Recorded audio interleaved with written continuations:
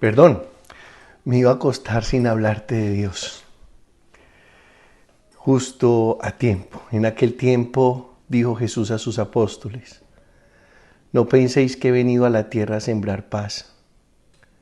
No he venido a sembrar paz, sino espadas. He venido a enemistar al hombre con su padre, a la hija con su madre, a la nuera con su suegra. Los enemigos de cada uno serán los de su propia casa. El que quiera a su padre o a su madre más que a mí, no es digno de mí. Y el que quiera a su hijo o a su hija más que a mí, no es digno de mí. Y el que no toma su cruz y me sigue, no es digno de mí. El que encuentre su vida la perderá, y el que pierda su vida por mí la encontrará. El que os recibe a vosotros me recibe a mí, y el que me recibe recibe al que me ha enviado.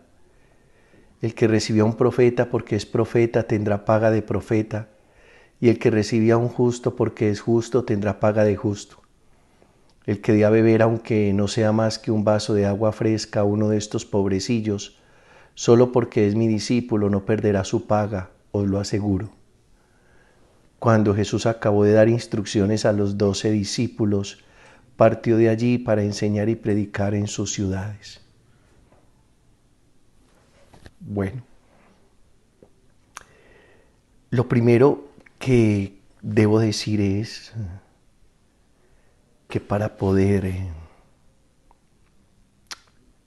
ser aseado hay que ser un tanto puerco, porque hay que meter la mano en la olla podrida para limpiarlo todo.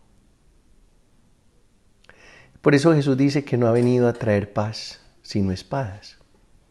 Es decir, está claro que la subversión de Jesús es una subversión no violenta, activa. No violenta, activa. Pero no deja de ser una subversión. ¿Por qué? Porque Dios no es una fuerza conservadora, sino un poder transformador. Y eso rompe esquemas, rompe moldes y genera cierta incomodidad. A eso se refiere. Luego dice que el que quiera a su padre o a su madre más que a mí no es digno de mí. No es que Jesús esté compitiendo con amores humanos. No, no es eso. Todo lo contrario, yo creo que hay que aprender a descubrir en la criatura al Creador. Y no quedarnos en la criatura, sino que la criatura nos lleve al Creador. Es decir, si yo te señalo el sol con este dedo, no te quedes mirando el dedo. Mira lo que te estoy señalando, el sol. Luego dice, el que no toma su cruz y me sigue no es digno de mí. ¿Y eso qué significa? El que no se atreve, el que no se arriesga. Yo creo que los discípulos de Jesús somos unos atrevidos, unos arriesgados. Y la fe pues exige eso, riesgo y atrevimiento. Atrévete, no te quedes pasmado, no te quedes plantado mirando a lo alto. Atrévete, arriésgate. El que encuentra su vida la perderá, y el que pierde su vida por mí la encontrará. Claro está, como el pan, que si se guarda, se envejece y se endurece. Y si se ofrece, se gasta y se disfruta. Y así es la vida. Y la vida tiene sentido en la medida en que se gasta y se disfrute, no en la medida en que se guarde. Porque todo lo que se guarda se pierde.